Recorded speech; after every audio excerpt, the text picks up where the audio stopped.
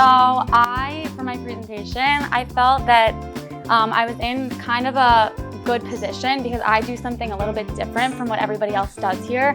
I am the content manager. I was an intern here for 2 weeks and then the content manager left, so I became a manager, and I can put manager on my resume very quickly. And so I felt like with the help of Ari and Patrick, I felt like I was really able to find a topic that is something that not everybody here necessarily knows about and deals with regularly. You know, YouTube is not something that we as a company are entirely focused on. But in addition, I felt that it was a topic that can be useful really for anybody wherever they go. Next steps, it's about staying with the times and staying relevant. And I feel like YouTube is definitely falls under that category. So the key factors that I want to talk about today, in no particular order, are why it matters, the AMG process, specifically what we do here with our YouTube channel, some best practices, and then finally what's next and what we hope to do with our YouTube channel in the future. So why YouTube? Why does YouTube matter? So firstly, I feel that we can achieve our goal of marketing our brand in order to grow our brand equity. And it's funny because when Patrick put up marketing and sales, and he actually listed a bunch of things that I wanted not to go into great detail about, but to address, the work that AMG puts in aside from what we do with our clients, Patrick's book and Isaac's course and our podcast, and YouTube really is a way for us to get the AMG brand and the AMG name out there.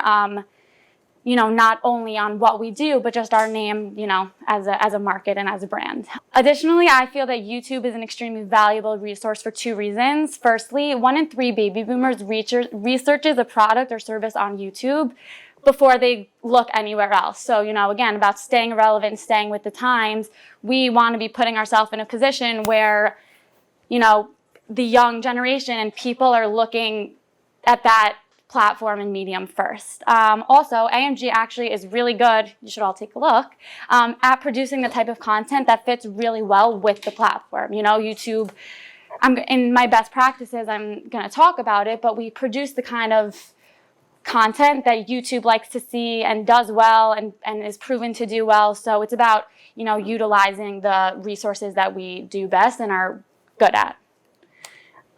Okay, so now I want to talk a little bit about our YouTube process and what we do here to, work on our channel on a regular basis. So first is developing a strategy, which you all know a lot about strategy.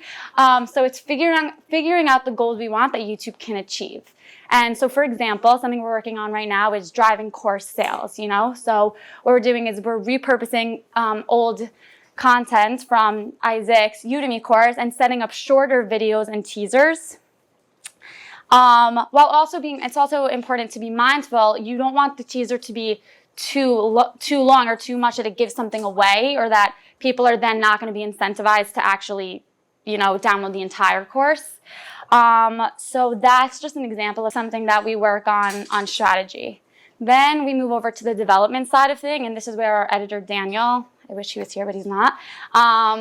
He's crucial. He edits our videos. So, for example, we record our podcast and we have to cut out all the ums, all the ands, all the coughs. He does an incredible job at really just fine-tuning it and editing it and making it, super legit.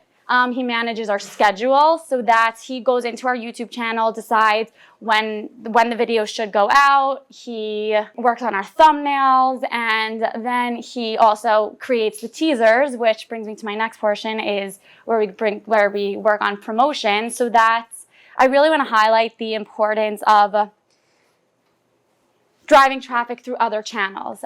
Social media, a lot of us are young, and we're all young, but a lot of us are younger, and I can speak for myself, social media is something I'm very regularly on and looking at. And so the importance of not only posting on YouTube, but also making sure that you're using your other channels to drive people to your YouTube channel. And so Facebook, LinkedIn, Twitter, Instagram, every podcast, everything we post on YouTube, we make sure to go in the next day and promote it on social media.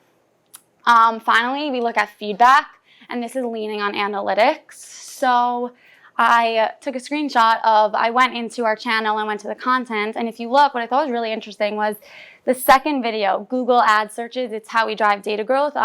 For our podcast, we recently, it's funny, I feel like Ben is getting so much airtime and he's not even here, but who is it? Patrick sat down with Ben and interviewed him just about his experience, what he did here, and if you see, it had 510 views, which is a lot more and a big increase from our previous views. And it's mine and Daniel's job and responsibility to go back and say, okay, not only are we creating these videos, but we want to see what can we do better and what can we improve and what are the things that are not so good. On a video that has 160 views, which is great, but what is, it's not about only doing the video, but it's doing the work afterwards. So now I'm going to move to the best practices, and there were obviously, in doing my research, tons and tons and tons that these lists get updated every few months, every few weeks.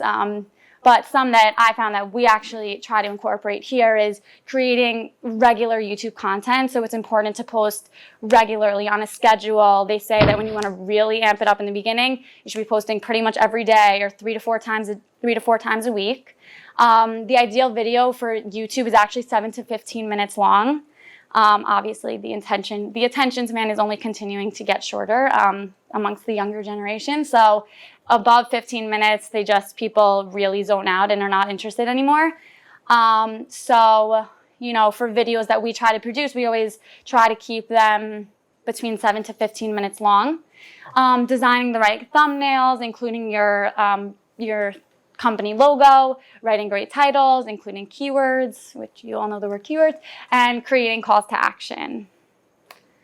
And then finally, this is where I'll leave you, but I really wanted to highlight the value that I think YouTube brings to our business and what it has the potential to do. And we're in the process of really making it better and improving it, but it's something that I'm excited about, and it's something that I want you to all be excited about, and just really am looking forward to it taking off. So that's my presentation.